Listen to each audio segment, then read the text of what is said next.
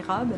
Je les porte. La fin de semaine, je vais aller magasiner, je vais aller au restaurant, j'ai des courses à faire, n'importe quoi, des petites choses très simples. Je mets bien en Lolita parce que je peux me promener dans la rue, je suis contente, je suis belle. C'est un échappatoire à la réalité un peu plate de tous les jours, là.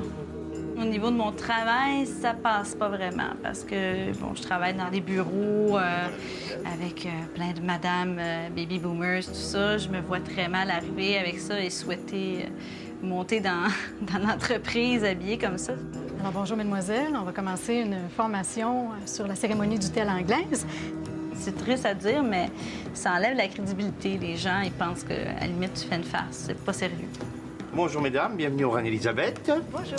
Nous allons faire un peu d'aromathérapie. Vous allez sentir les thés et vous me laissez savoir le choix de chacune. Oui, certainement. Alors, quand vous aurez choisi votre parfum préféré, on va commencer à parler des accessoires pour la cérémonie du thé. Ça demande du courage d'être tout seul, d'être habillé différent. Donc, quand on n'est pas seul, c'est beaucoup plus facile. On est de plus en plus nombreuses à se regrouper pour faire des rencontres. Comme goûter, souvent, vous allez avoir des petites sandwichs.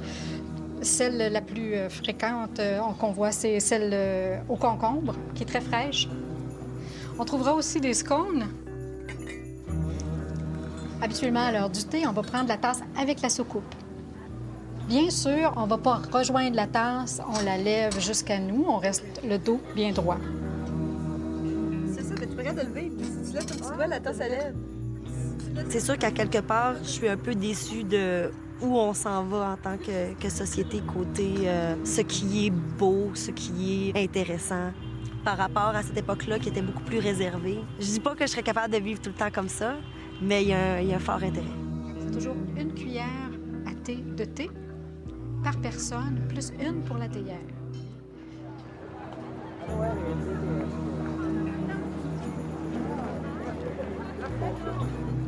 La communauté Lolita québécoise se rejoint sur un forum sur Internet qui s'appelle QC Harajuku. On est rendu plus qu'une communauté Internet, on est vraiment une grosse famille. On organise à peu près toutes nos activités à travers le forum. Le samedi, généralement, on se rejoint à Chinatown, tout le monde du forum, peu importe qui veut venir est le bienvenu. Ici, c'est le L2 Bubble Tea Lounge. Les premiers gens qui ont commencé à s'intéresser à la culture asiatique, ils venaient ici. C'est un peu un classique. Un bubble tea, c'est un breuvage traditionnel asiatique. C'est vraiment juste du jus, là, de fruits normal. C'est vraiment Kool-Aid style, là, avec la petite poudre, puis ils mettent de l'eau puis du sucre dedans. Ce qui fait que c'est spécial, c'est qu'il y a des bulles de tapioca dedans. Au début, j'haïssais ça. Ouais, moi aussi, moi j'aime pas ça du tout, les bulles de tapioca, là.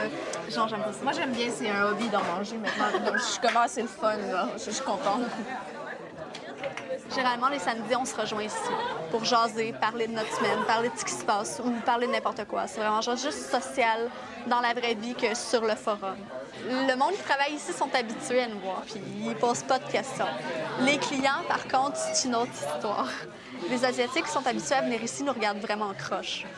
Ils aiment pas ça. T'sais. Ils font comme « Ah, regarde les filles qui se prennent pour des Chinoises. » Ouais. Il y a beaucoup trop d'éthique et de travail dans le Lolita pour que ça soit pris pour un costume. Les gens ont tendance à penser que par extravagance, c'est pour attirer l'attention. Donc, j'imagine qu'il y en a qui pensent qu'on est des compagnes. C'est pas parce que je porte une robe avec une crinoline que je suis une escorte. Surtout que ça va vraiment pas. C'est ça, c'est à valeurs du Lolita. C'est à l'encontre des valeurs. Puis en plus de ça, on voit pas des filles qui essayent d'attirer l'attention des hommes s'habiller comme ça. Quand on dit aux gens que le style s'appelle les Lolitas, oui, la première chose généralement à quoi ils pensent, c'est jeunes filles dévergondées. C'est parce qu'on veut montrer qu'il y a une autre beauté, qu'il y a un autre côté esthétique à juste montrer nos attraits féminins. Il est tellement cute! C'est trop! Oh. Le monde qui s'apprécie plus les vieilles dames, généralement, les enfants qui nous prennent pour des princesses. Et les dames âgées, j'imagine que ça leur rappelle les années 50, ces affaires-là. Ils trouvent qu'on a l'air de leur petite poupée, là. Ah, moi aussi, dans mon temps, je portais une crinoline. Ouais. C'est cute.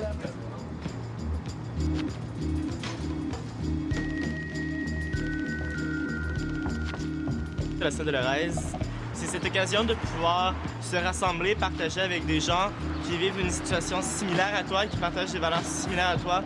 C'est d'avoir la chance de retrouver des gens qui aiment vraiment exactement le même style. Ce qui longtemps n'était pas possible ici. On pensait toute la plupart qu'on était seuls sur notre planète.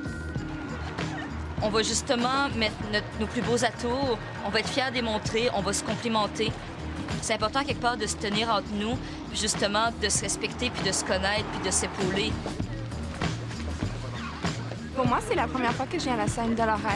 C'est le plus gros événement de l'année. Je suis quelqu'un, je sors pas, je bois pas, j'aime beaucoup le thé, j'aime la lecture, j'aime l'art. Donc, ma personnalité, elle est déjà bien avec les valeurs du Lolita. Il y a une journée de la Sainte Dolores et Dolores serait la patronne des Lolitas parce que Lolita est un diminutif de Dolores. C'était un petit peu pour rire au début, c'était rien de religieux, c'était juste une belle coïncidence qu'on a pris comme occasion en fait. On doit être au moins 50, sinon peut-être 60 avec quelques garçons qui se sont joints à nous autres cette année. Le moment qu'on est là, avec notre énergie, nos vêtements, ce qu'on aime, on a l'impression vraiment de vivre dans ce monde-là qu'on chérit tellement. Juste le plaisir d'être assis, t'es bien vêtu, les gens sont bien vêtus aussi, le paysage est magnifique. Ce côté-là, justement, épicurien de déguster la vie en quelque sorte, apprécier les petites choses, les petits détails, juste vivre le moment présent sans faire nécessairement 10 000 choses. On peut pique-niquer, on va jaser entre nous. On adore prendre des photos. On aime créer des mémoires en quelque sorte. On est fiers de ces moments-là. On est fiers aussi de nos autres amis, finalement, de l'ensemble qu'on peut créer. C'est comme une distorsion temporelle. C'est de se retrouver l'espace d'un après-midi dans un monde imaginaire où les gens sont heureux et sont bien avec eux-mêmes. Tout le monde était de bonne humeur, tout le monde était bien vêtu et on regrette absolument pas de s'être autant démené pour faire un tabac et impressionner la galerie. Le mélange de tous ces styles-là, que ce soit autant les filles qui ont l'air de bonbons ambulants que ça, là, ben, ça m'excite beaucoup. Je t'aime. Ah oui. Mon homme.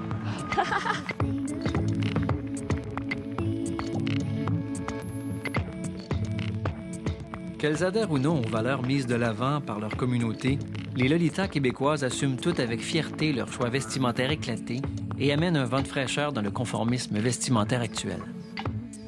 Pourtant, 3 Québécois sur 4 sont d'avis que les Lolitas accordent une importance démesurée à leur apparence. Et plus de 60 % pensent qu'elles entretiennent le mythe à connotation sexuelle de la femme-enfant. Comparez vos opinions et découvrez différents modes de vie en visitant hors-série.tv5.ca.